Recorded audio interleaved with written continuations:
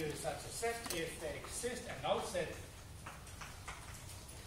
So that is a set N prime whose measure is 0, and so that N is contained in prime. So as I described last time, whenever we have a null set, then every subset of that is a sub-null set. And it is really a subtle distinction between the two. And I gave in the notes 2 examples. I even mentioned last time that there are, if you consider our favorite example of the real mind, with the Borel sigma algebra and the effect measure, then there exist lambda sub-null sets that are not null sets.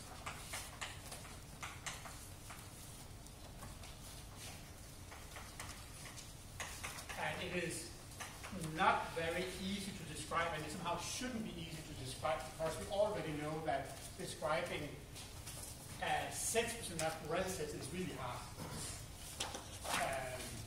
So therefore the argument is somewhat indirect. Nonetheless, I indicated the proof why this is the case in the notes.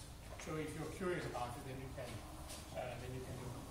And I also gave a very easy example of a sub-null set which is not a null set in a very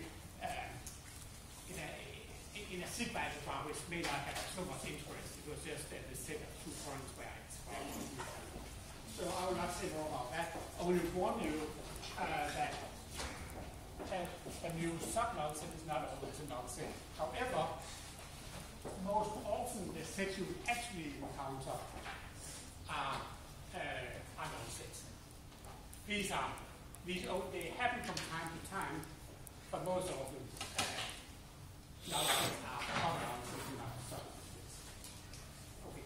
So then we also have a notion of almost everywhere listener in English. And for example, if we have 2 functions that go from x to y, or extended reals, or to y, in general, most often this is what we consider, then we say that they are equal mu almost everywhere, just almost everywhere, if the set of x's where they're different is at mu sub-null set.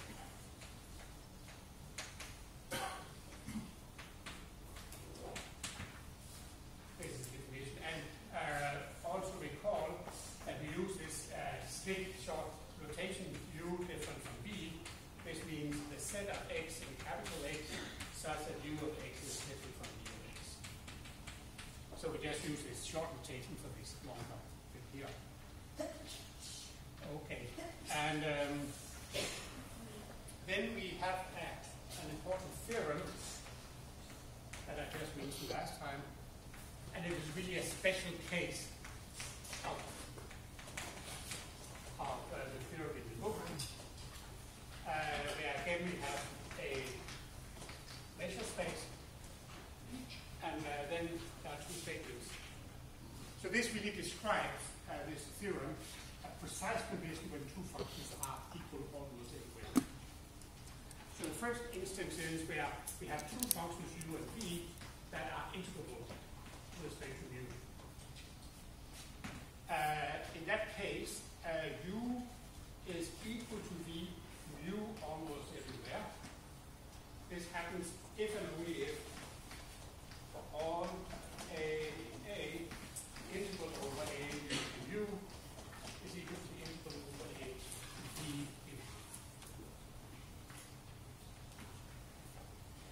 So this gives a very nice description of when 2 functions are equal almost everywhere. So they are equal if and only if their integrals are equal, not just the integral over the entire space, but the integral over all measurable subspace.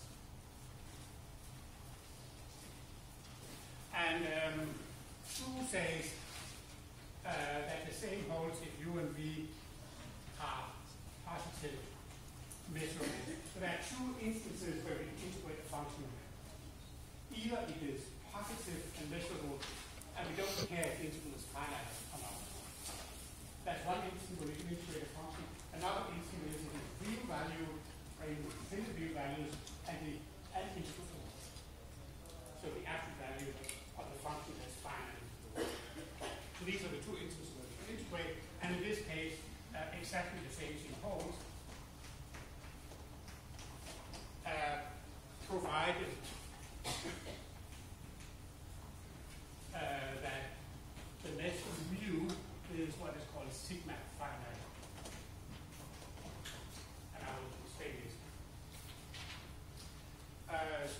first explain what that means.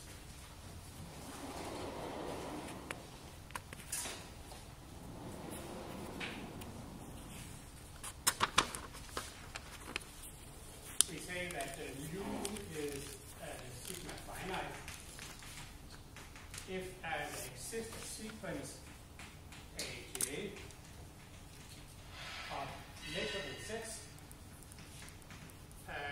such that two things are satisfied. Their union is the whole space,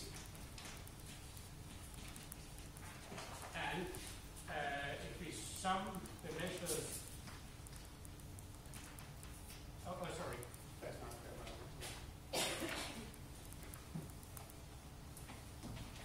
That's one thing, and each of them is a measure.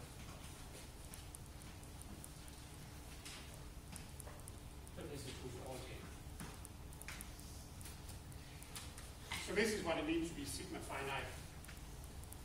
And I guess, this is like how mathematics is. If you are thrown a definition like this in your face, and it's not like it's a sort of terribly difficult definition, but nonetheless it may be difficult to understand by the way, what does this mean say.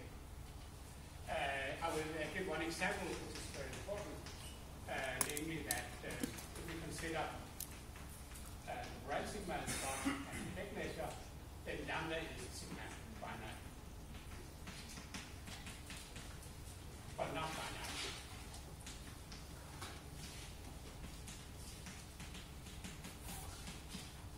So it is not finite because if we take finite would mean that the measure of the entire space is finite, but we know this is not infinity, so this is by infinite. And sigma finite, then to show this we have to construct a sequence of Borel sets, each of which have finite measure, and so that their union is order R. And this is not so difficult. We can take AJ to be, say, closed, interval, or open, whatever you like, from J to K. Then it is easy to verify that if we take the union of these, we get R.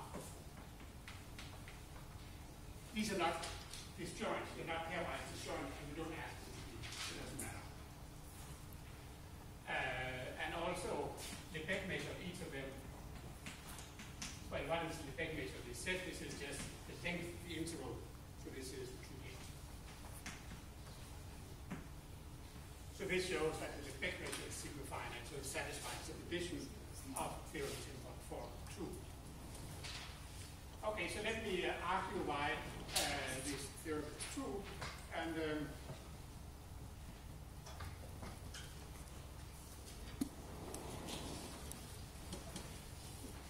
I will only prove part one.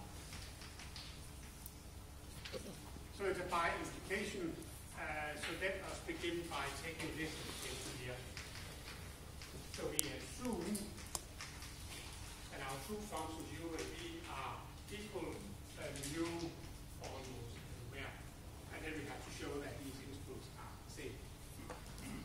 But if they are equal almost everywhere,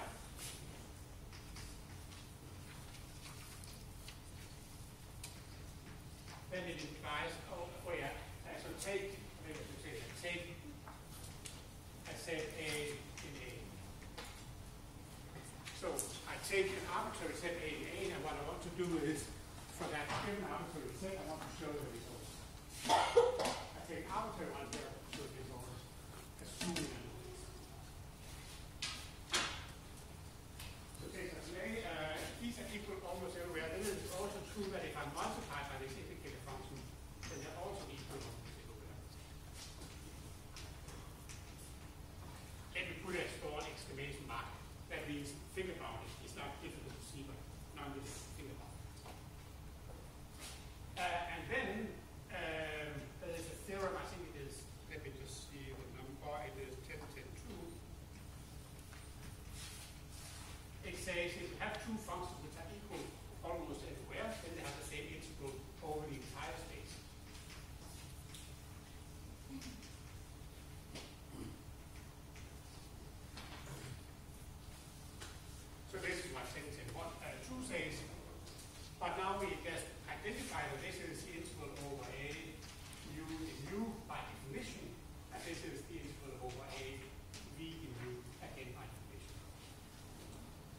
this shows that these inputs are the same.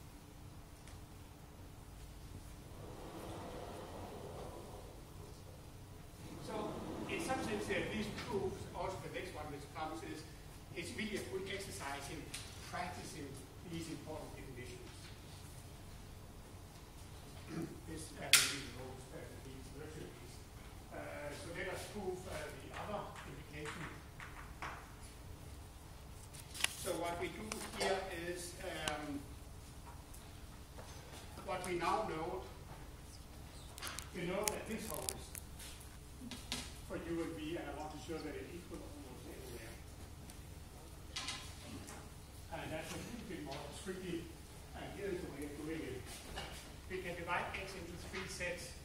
Say a plus is a set of x's where U is greater than V, a 0 is where V is equal, and a negative is minus is where U is less than. Then we have that x is of course the union of the three joints. We also have that the set of x's where U is equal to V, that is precisely a plus this joint union in a minus.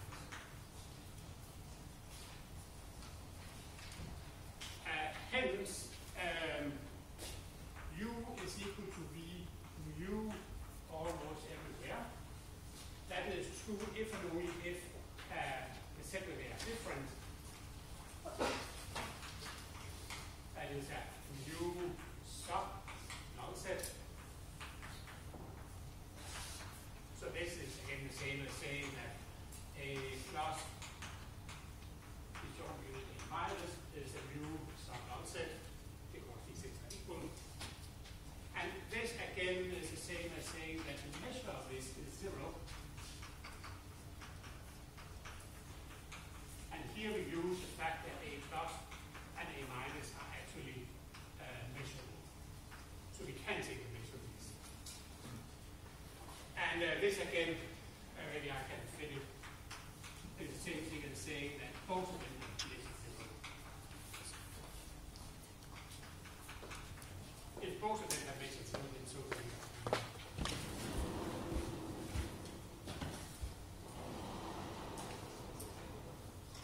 Okay, so in other words, if we summarize what is happening here, I want to show that if this holds, then this holds, I'm assuming that this holds, and then I'm saying that what I want to prove is this.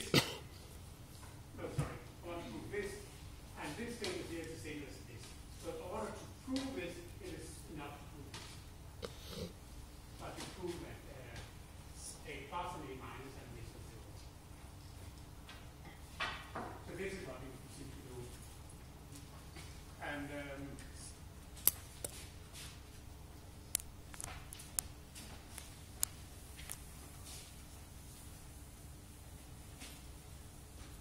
I will only show one of them. The other proof is identical. So we show that mu of a plus is 0. And a similar way you will see the other thing. Okay, and then we note that two things. That if I take u minus v and multiply my indicator function a plus, then I get a positive function. Because of a plus is defined in this way that on for all x in a plus, then this is here and this, hence the difference is positive. So this is a positive function. And another thing I want to know is that the set of points where this is different from 0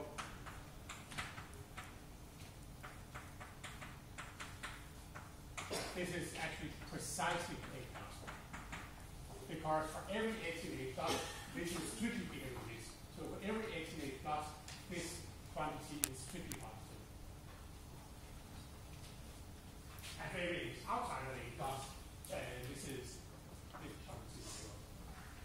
So I have these two things. Hence, it's suffices to show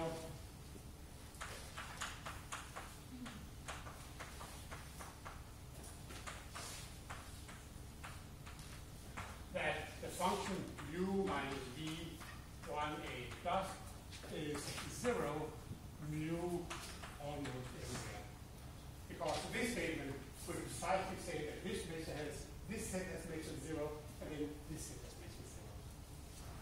So there are really a lot of translations we are making here, which I think makes this proof quite interesting, and you are somehow forced to consider all these reformulations. So in other words, we're going to show this by showing this. And now we are ready, because in order to show this, it really suffices to show that the integral is 0, but let me just do it. Let me try to integrate this function.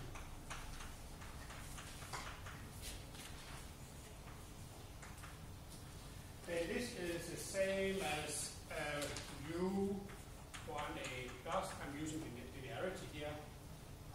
Say minus v1a plus mu.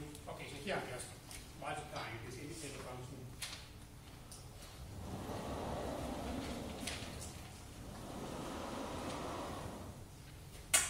And this again is the same as integral over u1a plus mu minus integral v1a plus mu, like this, using here the integral is linear.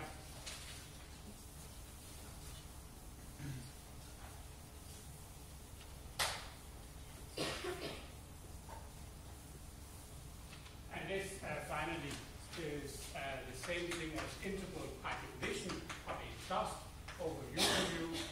This quantity is equal to this quantity by definition, and this is integral a plus v mu. But now by the very assumption, this assumption here, these two integrals are the same. So these two integrals are the same, hence this is 0.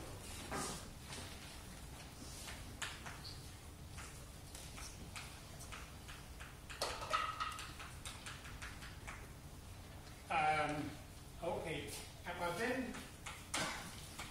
we can finally conclude by what is the number of the theorem that we just said. Write this down. I just want to give you the right citation. That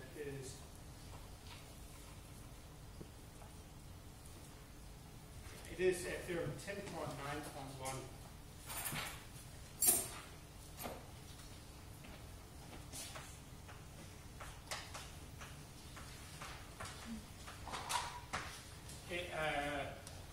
We get that it says that if this integral is 0, then because this function is positive,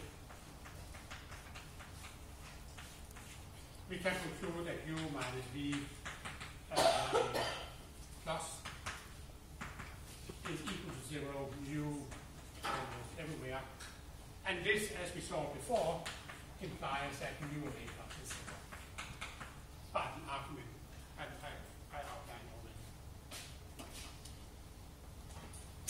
So if you have a positive function and you integrate it and you get 0, then that positive function is 0 almost everywhere. That was one of the first results we proved. So this gives an entire statement showing that this implies this. Okay.